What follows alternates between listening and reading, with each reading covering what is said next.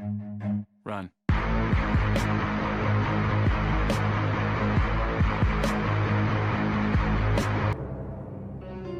Whose worst nightmare is this, guys? Yeah, buddy, you guys, you already know. Wiring, yes sir. You guys can see this is not PSI.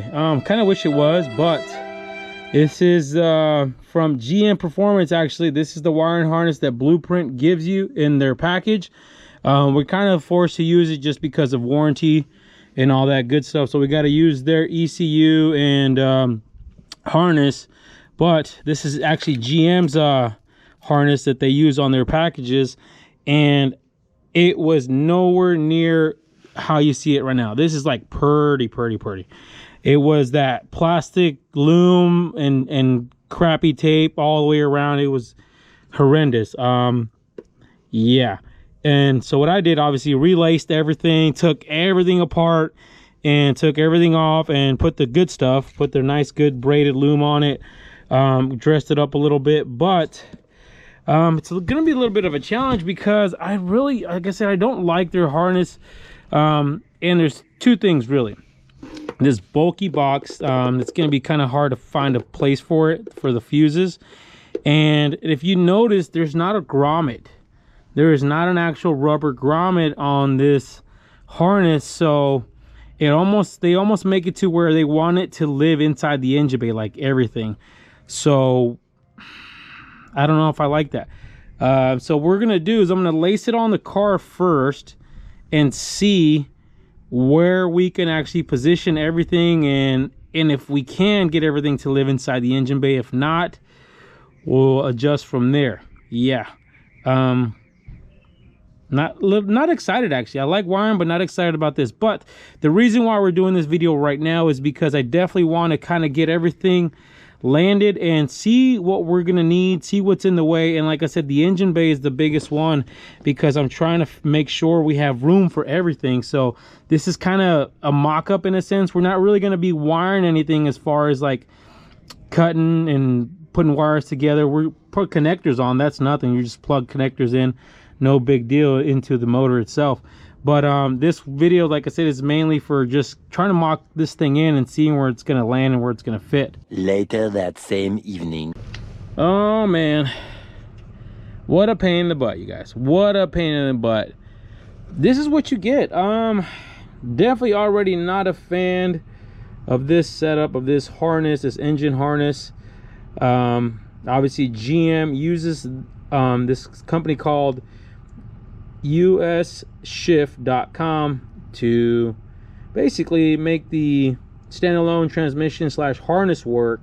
This is what you get when you get the package from Blueprint Engines. This is the, obviously, like I said, this is all GM harness slash wiring. This is what GM uses in their crate packages, so they're just using what they use. Mind you, I think they should use PSI. Just putting it out there. Just putting it out there. It's just, we wouldn't be dealing with any of this nonsense right here. It's kind of crazy, but it is what it is.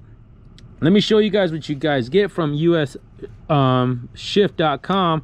Obviously, this is another thing. Look, there's no wire loom. No freaking wire loom on this stuff. Like, what's going on? Come on, you guys. So I got to put wire loom on this stuff before we put it on the transmission. Obviously, you got your standard transmission plug. That'll go on there. And then you got your two sensors, front and rear. That's easy. Cool. Plug and play.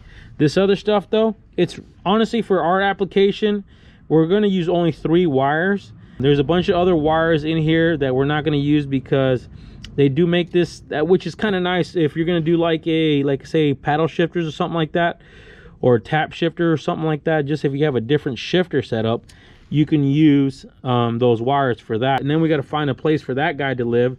But let me throw some wire loom on this stuff, and then we'll get it onto the transmission real quick, and then get it at least dressed up on there, and then we will eventually find a home for that side.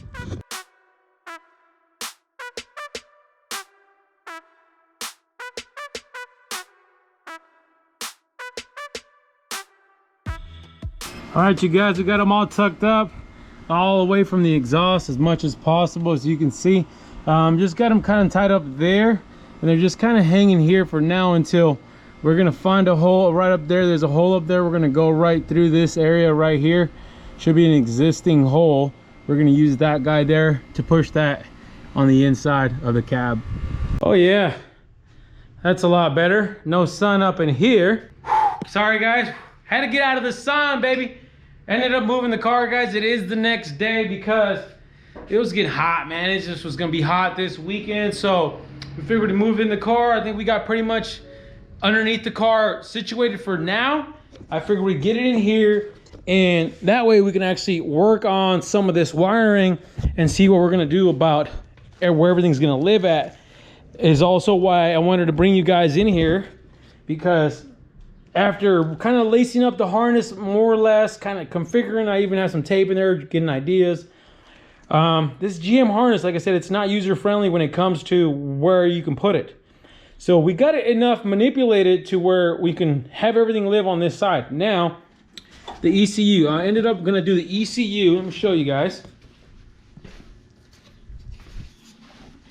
ECU, we figured we're gonna have it live right under here like that. We'll have it live right underneath here. You'll never see it. I'm gonna make a bracket for it real quick. Make a bracket, mount it there. We can run our wire, come across, up underneath the brake booster. I almost thought about coming underneath that, or I'm sorry, yeah, well basically underneath the steering shaft, but I kind of like it over the steering shaft because it keeps it away from the heat. The last thing you want to do is have that main harness burning up with that exhaust for whatever reason. So we'll have it come under here, loop back around here, and then as far as this bad boy, that's the fuse box. I'm not sure yet. We might wait until we get the wheel tub in, and either it'll live kind of right in here or more or less somewhere in that wheel housing, kind of right here when this guy goes here. Maybe we'll mount it there, I don't know, but it's gonna live here at the end of the day on this side. So let's start on that bracket real quick.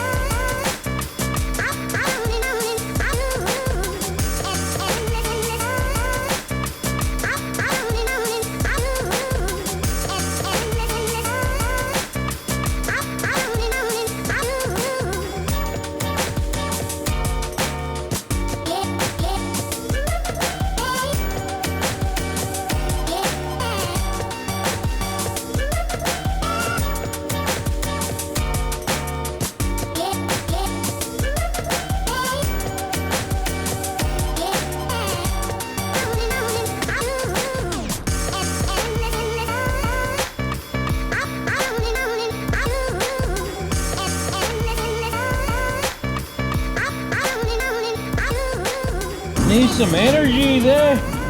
Oh baby, hey, Celsius, where you at? Sponsor your boy. It's getting hot. I don't know if you guys can hear. You guys got a lot of background noise. It's my fan blowing right now. I'm trying to stay cool in here. But you guys, you know me, man, I get carried away. Woo! I get carried away. I forget to move the camera. I forget to even include you guys sometimes. But bam! Woo-wee! Yeah, buddy. I like the look of that, you guys. What you guys think, man? That looks freaking good. Look at that. Yes, sir. All nice and tucked up. That's gonna do real good there. I am very happy with this bracket, you guys. Tell me what you guys think. That thing came out sweet. We got it mounted on this cow duct right here. Obviously, if you need to pull the ECU, you can. We got the screws here. You can remove that. But the best part about this is let me pull these connectors off. I go. Damn. Oh, Gina, let go. Oh, Lord. Hey. Okay. Now, other reason why I made this bracket, I was gonna originally bolt this thing directly to the cow duct, right? But I noticed it's not flat, you guys. It's not flat at all. Obviously, you got this little, almost like a bead roll. I don't know what you call this. I don't even know what it would be called, but that wasn't gonna let this ECU sit flat there. So we made the bracket, obviously, to bring it out. And then we notched it right there, you guys can see. So we notched it in order for this actual bracket to fit nice and flush. So all you had to do is notch it there, and that makes this thing sit flush. Back here, no problem, no big deal, nothing there, but there is stuff. This continues down on the inside, but that's why we have that gap. We can even stick our hand behind here, pull that ECU off if need be. But I like it, you guys. Now, other connectors that we got to worry about is these guys down here. Now, you guys remember us talking about the tranny stuff. Here's the tranny connectors that we laced underneath the tranny the other day, and we got to pull these on the inside because that stuff is going to live on the inside of the car. Not to mention this OBD2 port, and then there's one more. I think this is an accelerator pedal connector here. So you're gonna have all these wires living on the inside, right? So this bundle right here, and then the two wires coming from the tranny. So what we're gonna do is we're actually gonna utilize that hole right there next to the steering column to feed that stuff through, because I think that's big enough for the, which is the bigger connector, the OBD2 port, right? Because that's the guy that we want to live inside. So we're gonna always want to pass the bigger connector first through any hole. So I might have to even take that cap off, you guys. We might even have to make this hole bigger. Let's see. A few moments later. Stand corrected, you guys. That is not the bigger one. It's that song gun right there, boy. That thing is huge. Not gonna fit through that hole, but thought we had a grommet for it because we were gonna use a grommet for sure. But we're gonna have to use the big boy. That should work. We just gotta make that hole bigger, really. Gotta bust out the old rim job over here. Oh, baby. If it fits, it ships, baby. No, I'm just playing. If it don't fit, you must spit. That's what it is. Yeah, buddy. All right, you guys. Ended up using that other grommet that we had in the first place. Just really didn't take much to open that up a little bit more, and we're able to get those connectors through. But you guys can kind of see it's kind of, lighting's kind of crappy, but more or less got them all in there ready to go. ECU's mounted up. All we got really left is to mount is the fuse box, but we're gonna wait on that one. So we'll wait on the fuse box to mount that, just because we got to get the inner fender in. But we got a few other things to tidy up too. Not to mention, we're gonna end up having to tap into that harness for those transmission wires. So you gotta stay tuned for that. But I think we're gonna end the video here, you guys. But do me a favor, hit the bell for notification. If you guys click on it, go up and hit all for notifications. Now, you guys already know, stay wrenching.